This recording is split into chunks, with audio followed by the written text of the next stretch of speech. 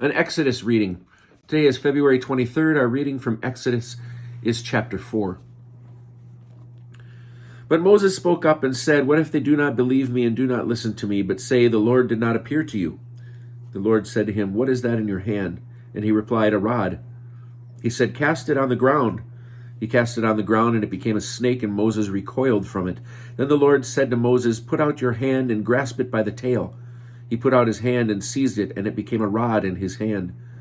That they may believe that the Lord, the God of their fathers, the God of Abraham, the God of Isaac, and the God of Jacob, did appear to you. The Lord said to him further, "Put your hand into your bosom." He put his hand into his bosom, and when he took it out, his hand was encrusted with snowy scales. And he said, "Put your hand back into your bosom." He put his hand back into his bosom, and when he took it out of his bosom, there it was again like the rest of his body. And if they do not believe you or pay heed to the first sign, they will believe the second. And if they are not convinced by both these signs and still do not heed you, take some water from the Nile and pour it on the dry ground, and the water that you take from the Nile, will turn to blood on the dry ground. But Moses said to the Lord, "Please, O Lord, I have never been a man of words, either in times past or now that you have spoken to your servant. I am slow of speech and slow of tongue." And the Lord said to him, "Who gives man speech? Who makes him dumb or deaf, seeing or blind? Is it not I, the Lord? Now go, and I will be with you as you speak, and will instruct you what to say." But he said, "Please, O Lord, make someone else your agent." The Lord became angry with Moses, and he said, "There is your brother Aaron the Levite. He, I know, speaks readily. Even now he is setting out to meet you, and he will be happy to see you.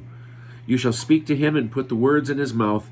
I will be with you and with him as you speak, and tell both of you what to do, and he shall speak for you to the people. Thus he shall serve as your spokesman, with you playing the role of God to him, and take with you this rod, with which you shall perform the signs." Moses went back to his father-in-law Jethro, and said to him, "Let me go back to my kinsmen in Egypt and see how they are faring." And Jethro said to Moses, "Go in peace." The Lord said to Moses in Midian, "Go back to Egypt, for all the men who sought to kill you are dead."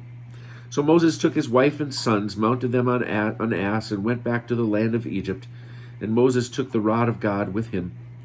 And the Lord said to Moses, "When you return to Egypt, see that you perform before Pharaoh all the marvels that I have put within your power. I, however, will stiffen his heart, so that he will not let the people go. Then you shall say to Pharaoh, 'Thus says the Lord, Israel is my firstborn son. I have said to you, let my son go that he may worship me. Yet you refuse to let him go. Now I will slay your firstborn son.'" At a night encampment on the way, the Lord encountered him and sought to kill him. So Zipporah took a flint and cut off her son's foreskin and touched his legs with it, saying, "You are truly a bridegroom of blood to me." And when he let him alone, she added, "A bridegroom of blood because of the circumcision." The Lord said to Aaron, "Go to meet Moses in the wilderness." He went and met him at the mountain of God, and he kissed him. Moses told Aaron about all the things that the Lord has committed to him, and all the signs about which he has instructed him. Then Moses and Aaron went and assembled all the elders of the Israelites.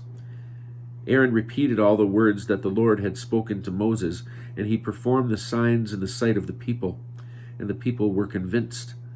When they heard that the Lord had taken note of the Israelites, and that he had seen their plight, they bowed low in homage.